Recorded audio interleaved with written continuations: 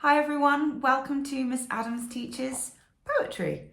In this video we're going to be taking a look at Denise Levertov's poem, What Were They Like? I'm going to take you through some information about the poem itself, what it's about, Denise Levertov, the context of the poem, and then I'm going to take you through some details about form. So get your flashcards ready and let's get started. Okay, so let's just start off by talking about what the poem is actually about. So What Were They Like is all about Vietnam and the impact of the Vietnamese War on the country and the people and the culture. What's particularly interesting about it is that the poem is set up almost as a kind of report where someone is seeking information about what Vietnam is like in a post-Vietnamese War world.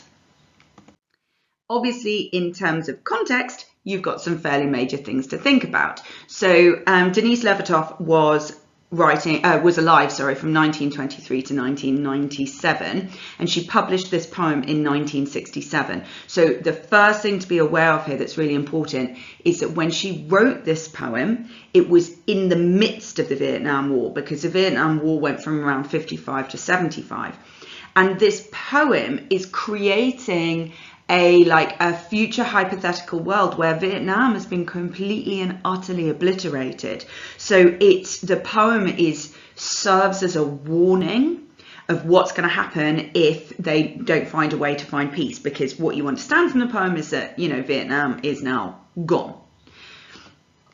So Denise Levertov was very, very, very politically kind of focused. She moved from the UK to the US when she was a young woman. She became a political activist, and she and a number of other writers founded a group which was Writers and Artists Protests Against the War in Vietnam. So she was prolific in her work to stop the war in Vietnam. She's quite an interesting character. She had very, very little education as a child, but the only education that she did have, so where the focus was put, was 19th century literature and poetry, which is obviously why she's such a phenomenal poet.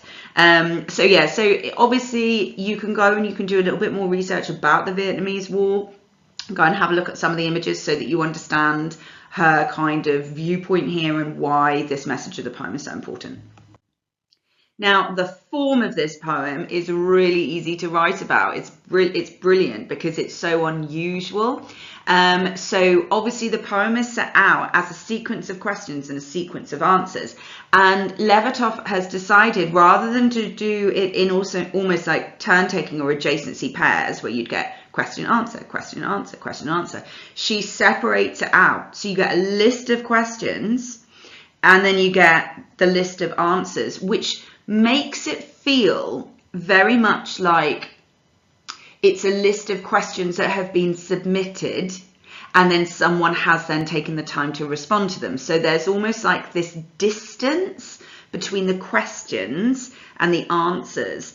And it's very formalized because it's sort of numbered, and it creates this idea of either a distanced interview or some sort of report, like a kind of fact-finding mission. But then what you get within this big structure, because it's obviously very, very highly organized and structured, is all of the responses are in free verse. So there's no rhyme scheme, there's no specific meter, all of the line lengths vary, and actually depending on the question, the answers varied. So for example, one answer might be a really, really emotive simple sentence. So for example, if you look at this one, laughter is bitter to the burned mouth. That's the fourth one there, this one here. But then you'll notice that the answer to question 5, and there's loads of enjambment, it's a really, really long extended response. So you've got that variation, and it really kind of creates that power and drama. Why is it done this way? Because you're meant to be imagining it being in a future time, like I said before, where Vietnam is gone. So the form is set out to make it a learning, document, which is all about what she was trying to say at the time, which was, if we don't stop this, then Vietnam will simply be in the history books. It won't be there. Okay, that's it from me. Thank you very much for watching along. I hope that was helpful. There is another video coming your way that will look at 5 key moments from the poem, and it will do a much more detailed analysis of language structure and form.